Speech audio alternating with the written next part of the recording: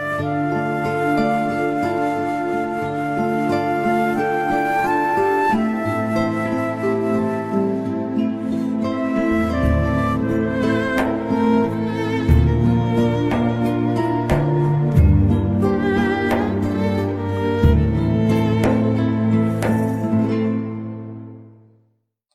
emrin e Allahut, mëshiruesit të mëshirbërësit. Jemi në emisionin Në prag të iftarit, program i realizuar në bashkëpunim mes Radiovatit dhe Myftinisë së Shkupit. Ky emision transmetohet në valët e Radiovatit si dhe në kanalin zyrtar TV Myftinia. Sonte, në këtë program trajtojmë tema të ndryshme nga jeta e pejgamberëve. Kurse sonte bashkë me mua në studio për ta zbukuruar edhe më shumë këtë muaj të bekuar të Ramazanit është hoxha i nderuar Abbas Efendi Mehmeti, me të cilin do të bashkë bisedojmë rreth Isaut alayhi salam. I nderuari hoxh, mirë se na erdhët. Mirë se vjen. Allah ju shpërblet. Amin. Fillimisht hoxh i nderuar, mund të na tregoni se kush ishte Isau alayhi salam? Bismillahirrahmanirrahim. Alhamdulillahi rabbil alamin. Wa afdalus salati wa atammu at-taslim ala sayyidil awwalin wal akhirin Muhammad ibn Abdullah al-mab'uth rahmatan lil alamin wa ala alihi wa sahbihi wa man sara ala nahjihi wastanna bi sunnatihi ila yawmiddin. Hamdi, falenderimet, lavdratat i takojnë Allahu xhalla shanuhu. Salavatet dhe selamet, përshëndetjet tona ja dërgojmë dhe ja adresojmë shpirtit më të pastërt, shpirtit Muhammedit sallallahu alaihi wasallam, familjes së vet, shokëve të vet dhe gjithë besimtarët të cilët e kanë ndjek, janë duke e ndjek dhe do ta ndjekin rrugën e tij deri në ditën e Kiametit. Allahumma amin. Fillimisht ju falenderoj që na ftut të jemi bashkë në këtë emision me juve, ku shfrytëzojmë rastin t'ja urojmë krejt muslimanëve muajin e Ramazanit dhe lutim Allahun xhaleshanu çdo vepër që ato e bajnë gjatë këtij muaji të bekuar, Allahu gjithëve kabull dhe makbul t'i u bëj. Sa i përket kësaj teme, kjo temë nuk mundet zbërthejet brenda këtive minutave në këtë emision, sepse Allahu xhaleshanuhu wa xhalla xhelalu në lidhje me këtë pejgamber 25 herë ka cek në Kur'anin famëlart. 2 sure kanë zbrit në lidhje me familjen prej kur rrjedh ky pejgamber i madh i Zotit. Sot sipërfaqen e tokës një fe qiellore, edhe pse është ndrume nga origjina, por adresohet me pejgamberllukun e këtij burrit të madh që ka emrin Isa ibn Maryam. Isai alayhi salatu wassalam është pejgamber i Allahut xhalla xhelaluhu i dërguar në popullin e Benu Israilve, konkretisht të feja e krishterëve. Në momentin kur Musa alayhi salatu wassalam ndroi jetë pas 400 viteve parafërsisht, në bazë asaj që e tregojnë komentatorët e Kur'anit, dërgohet në popullin e Benu Israilve, dërgohet Isai alayhi salatu wassalam. Por në qoftë se dojmë të flasim për Isain, patjetër e kemi të flasim për nanën e vet, sepse Allahu xhalla shanuhu wa xhalla xhelalu atij i takon të zgjedhë, të përzgjedhë dhe të krijoje dhe pasi që të krijoje të përzgjedhë nga atë që e ka kriju, çka don, ku don dhe si don. Nga ajo që Allahu ka dasht njeriu ta krijoje, e ka kriju Ademin alayhi salatu wassalam pa babë dhe pa nanë. E ka kriju prej toke. Pastaj Havën alayhi salam, nanën e njerëzisë, e krijon nga brini i shtrenjtë i Ademit alayhi salam. Kemi krijesë që është pa babë dhe pa nanë. Kemi krijesë që u ka kriju veç për një burrit. Allahu xhaleshanu wa xhalla xhelalu ban mrekulli. Don Zoti Dhul Xhelal që ta krijon Isain alayhi salatu wassalam prej nane pa bab, duke i thi krejt rregullat e natyrës, sepse njeriu nga natyra lind nga nana prej babe. Baba ka kontakt me nanën, pastaj Allahu te bareke ve taala ju furnizon, ju jep furnizim ative evlat. Ndërsa në këtë rast lind nga Merjemja. Nësoftë se kthehemu të mbrapa, Merjemi alayhi salam është një grua e cila rrjedh nga familja Ali Imran, baba vet Imrani. Jo rastësisht Kurani Kerimi emërohet një sure e madhe në Kurani Kerim Ali Imran. Pastaj Allahu xhalla xhelalu edhe një sure tjetër e emëron surja Maryam, sepse ardha e Isait është një mrekulli në veti. Pastaj veprat të cilët janë ndodh ka ndodhur në kohën e Isait a.s. janë një mrekulli në veti. Ai rrjedh nga familja Imran dhe ashtu si e përshkrujti pejgamberi sallallahu alaihi wasallam nga veçuritë e Isait a.s. tha i vetmi është prej krejt njerëzve që kanë lind, edhe që kanë me lind që i vetëm nuk e ka prek në bark apo anësh trupit fëmijëve shejtani.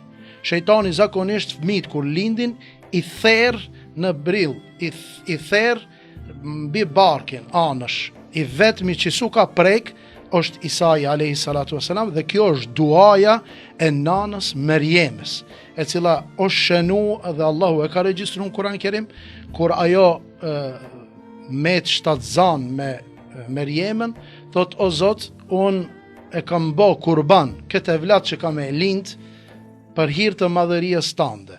Pastaj kur e lind thot o Allah, e kam lind vajzë dhe vajza nuk është si djali, por kërkoj nga ti ta mbrojsh këtë vajzë dhe ta mbrojsh pasardhëst e që kanë me ardhur nga kjo vajzë. Dhe historia e vërteton se Merjemi alayhi salam asnjëherë nuk u martu, mbet me evladin e vet Isain dhe pas asaj ajo më nuk u martu, ku shpresojmë bas rivajeteve që ajo të jetë bashorte e Muhammedit alayhis salam në xhennet.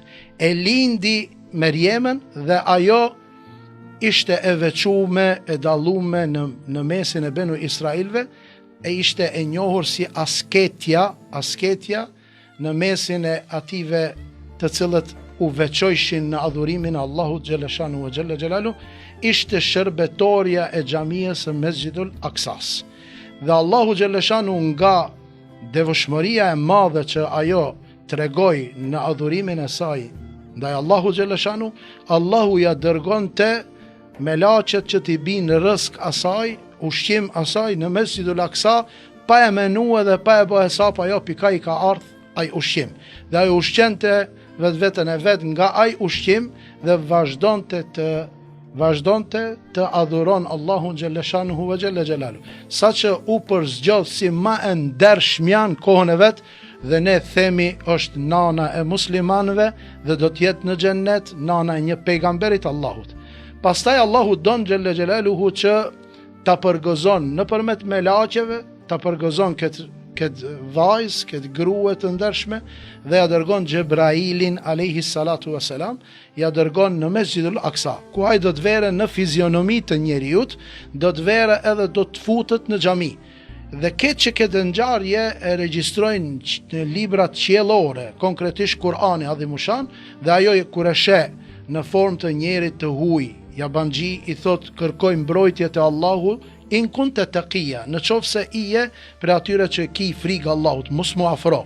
Tha, unë jam pejgamberi i Zotit, unë jam meleku i Zotit, jam Xhebraili, kum ardh me të përgëzu me një evlat.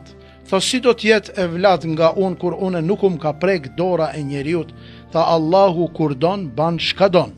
Dhe sipas transmetimeve e frymzon nër krah.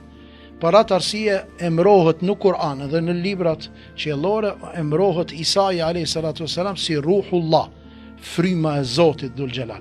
Thuhet Ibn Kathiri thot në tefsirin e vet, kur e fryti me frym e hetoi ajo një fllad në krahin e vet, pastaj e hetoi me automatizëm se ka ndryshim në mitrën e vet, në barkin e vet. Prej atij momentit ajo jetë më shtatzan me Isain alayhis salam.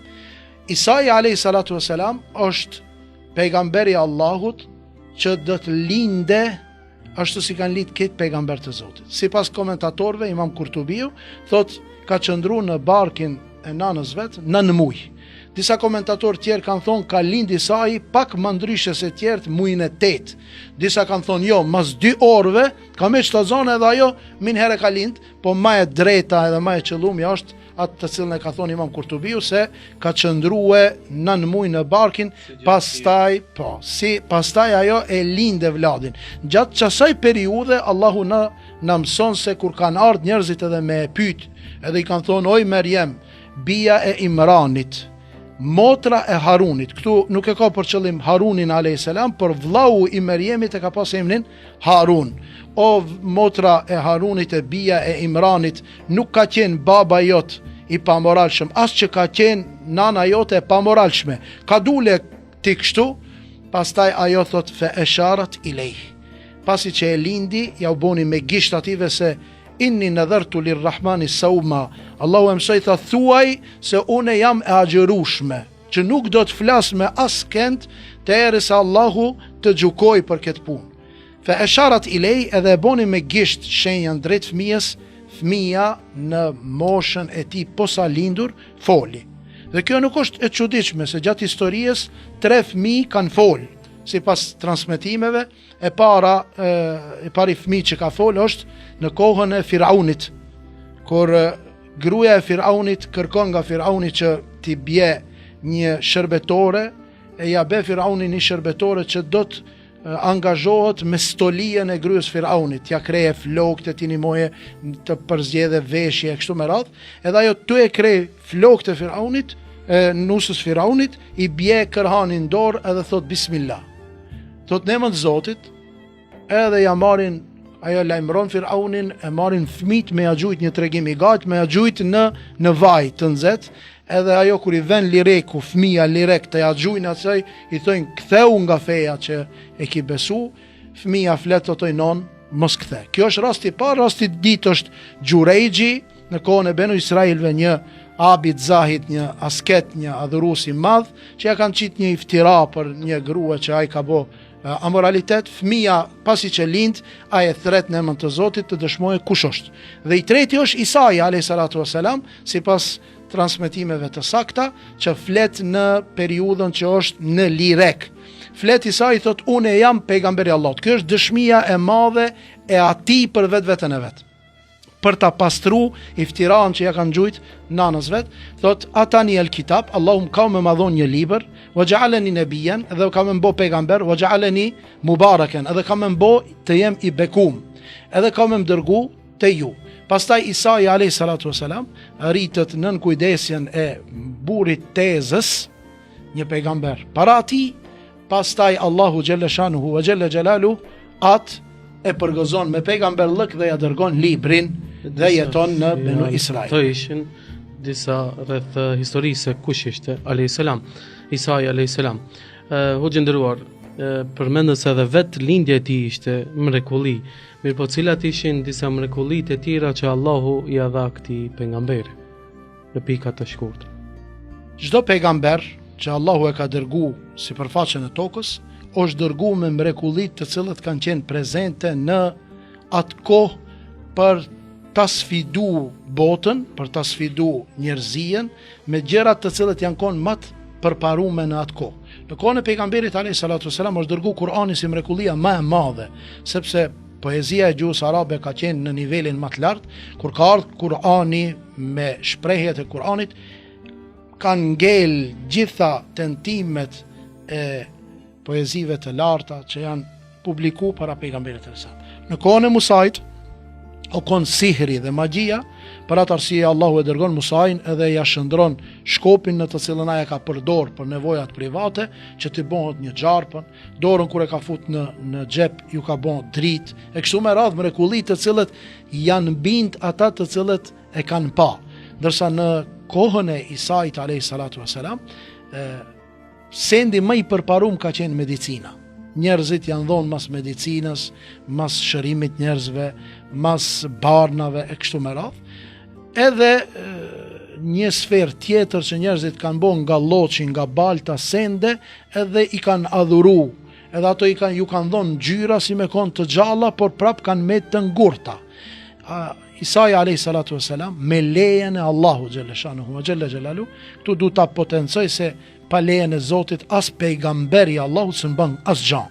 Pa dash Zoti, edhe pse është pejgamber, nuk mundet të bëjë asnjë sen. Po Allahu don edhe ja mundson një mrekulli. Edhe mrekullia në definicion është një sen që është jashtë zakonit të natyrës, të cilën ja jep Allahu një prej pejgamberve të tij për ta dëshmuar pejgamberllukun e tij edhe njohshmërinë e Zotit xhaleshanu wa xhalla xhelalu, që të binden ata që lipin nga pejgamberi, që lipin argumente. Në atë kohë Isai alayhi salatu wassalam kanë pas njerëzit të cilët janë konë smund prej kolerës. Isai alayhi salatu wassalam me të prekme, me të lutjen që e ka përdor, njerëzit janë shëru. Ka pas njerëzit të cilët ju kanë ra flokt. Ka shku veç i ka prek në krije, i kanë bi flokt. Ka pas njerëzit të cilët janë konë me smuje të randa, ka shku Isai alayhi salatu wassalam veç e ka kalu dorën e vet nga mbi atë varën apo smujen që e ka pas, njerëzit janë shëru. Pastaj ka shku i ka prek senet e ngurta, të cilët janë bo prej lloçit, dhe ato janë shëndru në gjallëresa të gjalla. I ka prek sendet të cilët kanë marrë formën e shpendve, pastaj ato kanë fluturu me lejen e Allahut, dhe mrekuri një prej mrekullive të mëdha, njerëzit të cilët kanë ndek, edhe i kanë thonë, o Isa, jeti pejgamberi i Zotit, a mund e kthen këtë njeri? Ai e ka lutur Allahun edhe e ka kthije atë të vdekurin sërish në jetë. Dhe një mrekulli shumë e madhe që ajo ceket edhe në feja tjera dhe në librat e feve tjera, është të kërkon nga Allahu xhaleshanuhu të zbret një sofër në të cilën do të ketë ushqime të xhenetit. Edhe kjo Ibn Kathiri e cek si mrekulli e madhe e Isait alayhi salatu wasalam, e ka lutur Allahun te bareke ve taala që o Zot na i zbrit një sofër në të cilën do të ketë ushqim të xhenetit, të ham kretë dhe të jetë ajo ditë feste për neve. Këto janë parafërsisht mrekullit, edhe pse ka pas shumë mrekulli edhe tjera, por ato të cilët i sugjeron edhe i shënon Kur'ani adhimushan.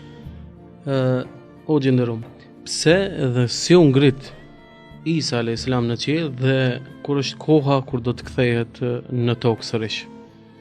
Pasi që si krejt pejgambert vjen në tokë dhe i thret njerëzit në misionin e njëjtë të cilën e kanë pas këtë pejgambert, ajo është të thret njerëzit në fejen e Zotit, në adhurimin e një Allah, një Zot, një krijues. Ka pas njerëzit të cilët e kanë besu dhe ka pas njerëzit të cilët e kanë përgënjeshtru. Ashtu si e cek pejgamberi alayhi salatu wasalam në një hadith prej haditheve të veta, thot ka me ardhur ditën e Kiametit një pejgamber i cili ka me pas një njeri me veti që i ka besu. Ka me ardhur një pejgamber tjetër, ka me pas 2. Ka me ardhur një pejgamber tjetër, ka me pas 3, 4, ka me ardhur pejgamber që s'ka me pas asnjë, si ka besu kurkush. Këtë populli vetë kanë përgënjeshtru, por ai su ka nal nga misioni. Edhe ato prej momentit që ju vjen vahje, shpallja, urdhni për Zotit që të thrasin në njohshmërinë e Allahu xhaleshanu wa xhalla xhelalu, në adhurimin e një Zotit dhe t'i pranojnë atë që Zoti urdhnon dhe atë të largohen nga ajo që ai e ndalon, ato fillojnë me misionin e vet t'i thrasin njerëzit. Normal që njeri kur fillon t'i thrasë njerëzit, do të filloje miqësia dhe armiqësia. Miqësia për ati të cilët ka me besu dhe ka me ju nështru dhe ka me ndjek, fillon një miqësi. Bohon ato mik. Në kohën e pejgamberit alayhis salam, kretë ato që e besun u emërun si sahabe, ashabul kiram. Ndërsa te pejgambert më hershëm, ato që e kanë besu edhe e kanë shoqëru, janë konë të afërt, janë konë havarijint.